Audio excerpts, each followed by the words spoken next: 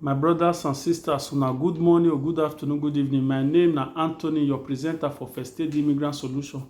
So I say make I come do the part 2 of the video where I first do before, where concerning our brothers and sisters where they know say that they stranded for Africa, especially or in particular for people wey know say e dey Nigeria for during coronavirus.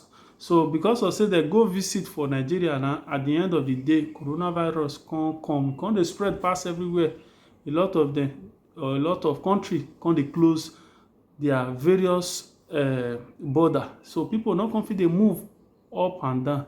So due to this period now, this emergency now, some countries don still dey open their border small small, but international border still dey close to those people wey know say still dey Italy. So for people wey dem know say they get passport, they fit contact Italian consulate or Italian ambassador for Nigeria. At the end of the day, some of them don still return back. While those people wey get permit of stay, some of them wey still get one wey still expire, well na those one wey come dey call me say tell me say the problem wey dem dey now na dem dey fear whether dem fit travel or not. Now I say make I use this my video still to encourage them, say no problem, nothing wey dem fear about, say dem fit travel because of say the law wey dem pass for this decree of this coronavirus talk say any document wey you know say expire for during this coronavirus, e dey automatically extend to 31st of August 2020. So your document no fear about. But those people wey fear dey na people wey their document don first expire for Africa before this coronavirus. Those people go take different process because of say if your document pass 60 days, you no renew am, and any other thing no dey wey keep you back, wey you no fit take come before you renew, you have to apply for the entrance visa. For those people wey coronavirus hold, those one no need entrance visa. Now those people na I wan talk to now because of say how they want take waka, na I wan explain. So make sure say una watch this video to this ending of this video so that make I fit explain am. First of all, you need to send email to the consulate of the Italian embassy wey dey Nigeria. So the email now I wan call again. I don first drop am for my previous video where I first talk on Saturday. The email na lagos.consolare@esteri.it. na that place na you fit drop your email. So the reason why you dey send email, for those people wey their permit of stay expire, you have to scan your expired permit of stay. You send am to the email and scan your data page of your passport. You send am to that email. You also write a short message or a letter stating the reason why you were being locked down and why you are returning back to Italy. But the reason is not far-fetched, is not far from you and I. Now be say you dey come because of say you wan resume work, or you wan come see your family, or you wan come go back to where you get resident, you stay town like that.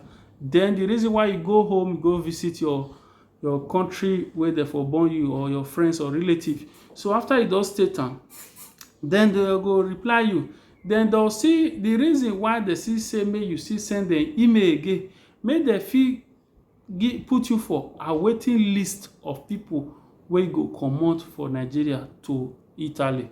Because of say since your document expire, you need to buy ticket wey you fit take comot again. So the ticket wey you wan buy now, you fit buy am for this website wey I wan call for you now. Na myfly.bg/Nigeria. If you go to www.myfly.bg/Nigeria, if you go to that website, they get 2 or more possibility where you fit take travel back to Italy. One flight dey on the 25th of June, while one still dey by Montendi. Go comot for Lagos to Milan. Then from Milan you fit go back to anywhere you dey stay around Italy.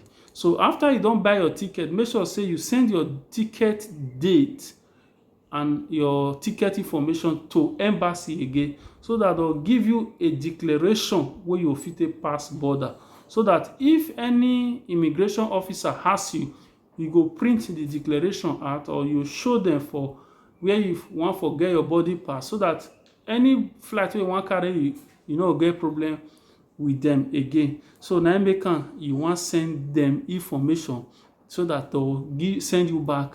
So make sure say you get the email right. So for any other further information, I go drop the consulate phone number for here, so that una fit still call am at una free time. The number wey una call na 08129121605.